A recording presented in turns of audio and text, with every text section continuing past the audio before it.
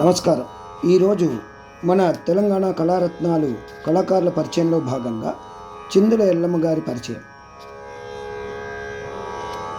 నిజామాబాద్ వాస్తవ్యురాలు, చిందు యక్షగాన కళాకారులు. రచన సేకరణ వి పద్మగారు. శ్రమ నుంచి పుట్టిన ఏ కళారూపమైనా మట్టి పరిమళాలు వెదజల్లుతుంది. అణచివేతకు గురైన సామాజిక వర్గాల జీవితాల నుంచి జనించే కళారూపాలేవైనా శ్రమను మరిపించేలా చేస్తాయి. ఇలాంటి కళారూపాలు ఎన్ని ఒడిదుడుకులు ఎదుర్కొన్న, సునామీలు వచ్చినా తట్టుకొని నిలబడతాయి. పునాదిలో మార్పు రానంతకాలం శ్రమజీవుల జీవితాన్ని వెలుగులు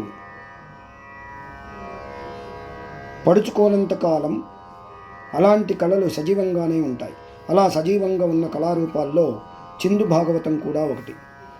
అన్ని సంవత్సరాలుగా ఒక కళారూపం స్థిరపడటాన్ని చూస్తే అది సామాజిక సాంస్కృతిక జీవితంలో వేళ్ళూనుకున్న విషయాన్ని గమనిస్తే ఆ కళారూపానికి సమాజంలో వివిధ కులాల వర్గాల ప్రజల ఆమోదం ఉందని అర్థం. చారిత్రకంగా చూస్తే చిందు అనేది తొలినాళ్లలో ఒక సంబురం, పండుగ.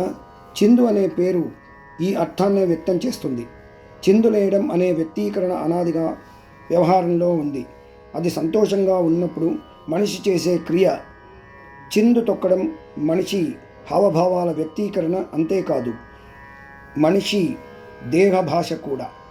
పంట కోతల సమయంలో పంటను ఇంటికి తెచ్చుకుంటున్న సంబరంలో ఆ శ్రమజీవులంతా కలిసి ఆడతారు, పాడతారు. ఈ రకమైన పండుగ వేడుకకు ప్రతి నాగరికతలో, ప్రతి సముదాయంలో, సంప్రదాయంలో ఉంటుంది. బహుశా చిందుకు అక్కడే ఒక వ్యవస్థీకృత రూపం ఏర్పడి అది కొనసాగడానికి ప్రాతిపదికగా ఏర్పడి ఉంటుంది.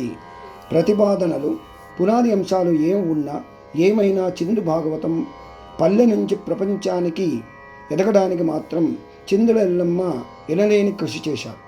ఆ కృషి వెనుక వ్యక్తిగత జీవితాన్ని పణంగా పెట్టిన వైనమిది. గత్తరొస్తే ఊళ్ళే గడగడలాడిపోయేవి. అలాంటి గత్తరొచ్చిన కాలంలో ఊరిదీసిపోయి తిరిగి వచ్చేటప్పుడు పుట్టి బతికి బట్ట కట్టిన సంతానంలో ఎల్లమ్మ రెండోది. ఆదిలాబాద్ జిల్లా బాసరలో జన్మించిన చిందుల ఎల్లమ్మ అసలు పేరు సరస్వతి. ఎల్లమ్మ 4వ ఏట ఆమె తండ్రికి చూపు పోయింది. అప్పుడే మొక్కులో భాగంగా సరస్వతికి ఎల్లమ్మగా నామకరణం చేసి జోగినిగా మార్చారు. అప్పటి నుండి పులింటోళ్ల సరస్వతి కాస్త ఎల్లమ్మగా మారింది. 4 ఏళ్ల వయసులో ముఖానికి రంగు అద్దుకుంది ఎల్లమ్మ. తొలిసారి బాలకృష్ణ వేషం వేసింది. తెర వెనుక ఉన్నవాళ్లు పాట పాడితే తెర ముందు ఎల్లమ్మను వదిలి ఆడమని ప్రోత్సహించేవారు. అలా అభినయంలో అడుగులేయడం మొదలైంది. 4 ఏళ్లలోనే ప్రావీణ్యత సాధించింది. ఆ తరువాతి కాలంలో రంభవేషం వేసింది. మీ కాలు పడితే మంచిదంట, చల్లదనమంట అని మీరొచ్చి భాగవతం వాడితే ఆనబడుతుందంట, పంటలు పండుతాయంట, సింధులోళ్ళు మీరు రావాలా అని పిలుచుకునే సామాజిక స్థితి ఆ రోజుల్లో ఉండేది. నిజామాబాద్ జిల్లాలోని గద్నూరు, చెగ్గూరు నుంచి మహారాష్ట్ర దాకా వెళ్ళి ప్రదర్శనలు ఇచ్చేవారు. ఇలా ఎప్పుడంటే అప్పుడే, ఎక్కడంటే అక్కడికి తిరుగుతూ భాగవతాలు ఆడుతుండేవారు. యాడ వానాకాలం వస్తే అన్నే ఉంటుంటిమి, యాడ ఎవరు సస్తే అనే బొంద పెడుతుంటిమి, ఎవరికైనా లగ్గం ఖరారైతే అన్నే చేస్తుంటిమి, గోసనాయన మా సింధోళ్ళ బతుకులు అని ఎల్లమ్మ వాపోయిన సందర్భాలు ఎన్నెన్నో. ఇన్ని ప్రతికూల పరిస్థితుల నడుమ కూడా చిందు భాగవతం బతుకు తెరువే కాదు, ఒక సామాజిక వర్గ జీవిత చిత్రమని, దాన్ని కాపాడాలని చివరికంటా తమరపడిన చిందుల ఎల్లమ్మ గారు తన 15వ ఏట మేనత్త కొడుకు సైదులతో వివాహం జరిగింది. కానీ నిరంతరం ప్రదర్శనలోనే మునకలుగా ఉండే ఎల్లమ్మ గారు జీవిత సహచరునికి సరైన సమయాన్ని మానసికంగాను శారీరకంగాను అంత దగ్గర కాలేకపోతున్నానని మతనపడింది. అతడికి కావాల్సిన అవసరాలన్నీ తీర్చలేకపోతున్నానని దిగాలు పడింది. కానీ వైవాహిక జీవితం కన్నా చిందుకళ మీదే ధ్యాస ఎక్కువ కలిగిన ఎల్లమ్మ చాలా పెద్ద మనసే చేసుకున్నారు. మనువాడిన మగడికి చెల్లి రామవ్వనిచ్చి మారు మనువు చేసింది. అప్పటికి 22 ప్రాయం ఎల్లమ్మ గారిది. ఇక చిందు భాగవతమే తన లోకం అనుకుంది. బాల్యం, యవ్వనం, వృద్ధాప్యం ఇలా జీవితంలోని దశలన్నీ చిందు ప్రదర్శనలతోనే దాటేసింది. భర్త, చెల్లెలు, అన్నలతో ఆమె కుటుంబం సంతోషంగా ఉన్నారు. ఏ అరమరులు లేకుండా గడిపారు. ఆ తర్వాత కాలంలో భర్త సైదులు తనను అమ్మ అంటుండే అని ఒక ఇంటర్వ్యూలో చెప్పింది. వైవాహిక జీవితానికి దూరమైన ఎల్లమ్మకు ఒకటే ఆలోచన, ఎవరికీ పట్టని తన చిందుల కళకు ప్రపంచం పట్టం కట్టాలా, అందరూ ఆదరించాలా, అదే ఆశ, అదే శ్వాసగా బతికింది. ఎలాగైతేనేం అనుకున్నది సాధించింది. 30ల వరకు ఆడామగ 2 పాత్రలు వేసేది ఎల్లమ్మ గారు. తన అన్న గంగారాం హరిశ్చంద్రుడిగా నటిస్తే ఎల్లమ్మ గారు చంద్రమతిగా మారేది. అన్న సత్యవంతుడై ఎల్లమ్మ సావిత్రిగా జీవించేది. అన్న వాలిగా నిలబడితే ఎల్లమ్మ సుగ్రీవుడిగా పోటీ పడేది. ఎవరైనా పాత్రధారు లేకపోతే ఆ పాత్రకు తానే ప్రాణం పోసేది. ఆ తర్వాత క్రమంగా చిత్రాంగి, చెంచులక్ష్మి, చంద్రమతి వేషాలు వేసింది. అలా చిందు భాగవతమే ఆమె జీవితంగా మారింది. చిందు భాగవతంలోని ఏ పాటలకు ఆ పాట రాగం వేరుగానే ఉంటుంది. భూపాల రాగం ఎత్తుకుంటే భూమి వణుకు, నరాలన్నీ గుంజుకపోవు అంటారు అప్పటి కళాకారులు. అప్పుడు భాగవతాల వల్ల భూపాలం, రూపక తాళం, అది తాళం ఎక్కువగా ఉండేవి. మొదట్లో ఈ చిందు యక్షగానంలో మద్దెలు, తాళాలు, గజ్జెలు, పుంగి ప్రధాన వాయిద్యాలు. తర్వాత క్రమంలో హార్మోనియం వచ్చింది.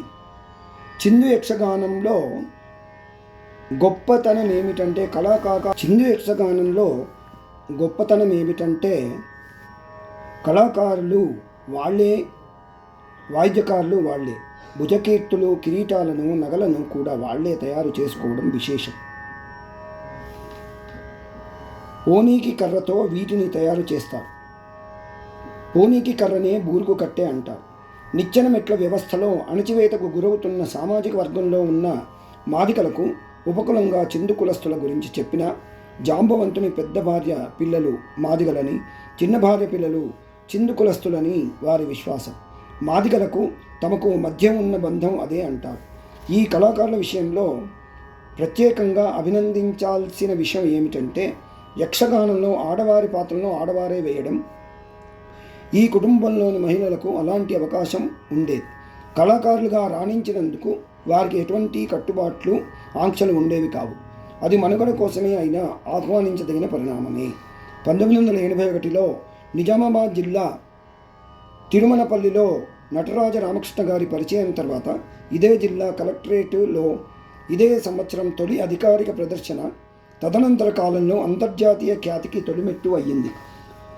డాక్టర్ నటరాజ రామకృష్ణ గారితో పరిచయమైన రోజున చెంచులక్ష్మి కథను ప్రదర్శించారు చిందుల ఎల్లమ్మ గారు. ఆ ప్రదర్శనకు ముగ్ధుడైన రామకృష్ణ గారు తన శాలువా తీసి ఎల్లమ్మ గారికి కప్పారు. చిందు కళను ప్రభుత్వం దృష్టికి తీసుకెళ్ళాలి అని అదే సంవత్సరం నాటక అకాడమీ సభ్యత్వం కూడా ఇప్పించారు డాక్టర్ రామకృష్ణ గారు. 1986లో నాటి ముఖ్యమంత్రి నందమూరి తారక రామారావు గారు చిందుల ఎల్లమ్మ గారి బృందాన్ని ఢిల్లీ తీసుకెళ్లి అప్నా ఉత్సవ్లో ప్రదర్శన ఇప్పించారు. ఆ అప్నా ఉత్సవ్లో నాటి ప్రధానమంత్రి రాజీవ్ గాంధీతో పాటు నాటి రష్యా అధినేత గోర్బాచేవ్ దంపతులు వారి ప్రదర్శన చూసి మంత్రముగ్ధులయ్యారు. అదే సంవత్సరం చిందుల ఎల్లమ్మ గారిని హంస అవార్డుతో ప్రభుత్వం సత్కరించింది. కళారత్న అవార్డుతో కూడా సత్కరించారు. 2004లో రాజీవ్ ప్రతిభా పురస్కారాలతో రాష్ట్ర ప్రభుత్వం తన ఉనికిని చాటుకుంది. 2004లోనే నిజామాబాద్ నుంచి బోధన్ వరకు గల రహదారికి ఎల్లమ్మ రహదారిగా నామకరణం చేసి వారికి నివాళులు అర్పించడం జరిగింది. చేసిన అనంతి కాలంలోనే కళారూపాన్ని ఇంటి పేరుగా మార్చుకున్న చిందుల ఎల్లమ్మ గారు 2005 నవంబర్ 9న తుదిశ్వాస విడిచి నిద్రలోకి జారుకున్నారు. అయినా అశేష అభిమానుల హృదయాల్లో శాశ్వతంగా కొలువై ఉంది ఈ కళా తపస్వి గారు చిందుల ఎల్లమ్మ గారు. చిందుల ఎల్లమ్మ గారు నిజామాబాద్ మరియు ఆదిలాబాద్ ప్రాంతాల్లో వారి కుటుంబ సభ్యులందరూ కూడా ఒక చారిత్రాత్మకమైన కళారూపాన్ని మన తెలంగాణ ప్రజలకు అందించారు. వారు మనకు ఒక తెలంగాణ కళారత్నం. వారు ఒక స్పెషల్గా వారి భుజ కిరీటాలు, వారి కిరీటాలు, వాళ్ళ మొత్తము వేషభూషాలు కూడా వేరే జిల్లాల్లో ఉండే చిందు యక్షగాన కళాకారులకు భిన్నంగా చాలా తాదాత్మ్యంగా, చాలా భక్తి పారవశ్యంతో వాళ్ళు వాళ్ళ కార్యక్రమాలను నిర్వహిస్తారు. ధన్యవాదాలు. తెలంగాణ కళారత్నాలు వారికి జోహార్లు సమర్పిస్తోంది.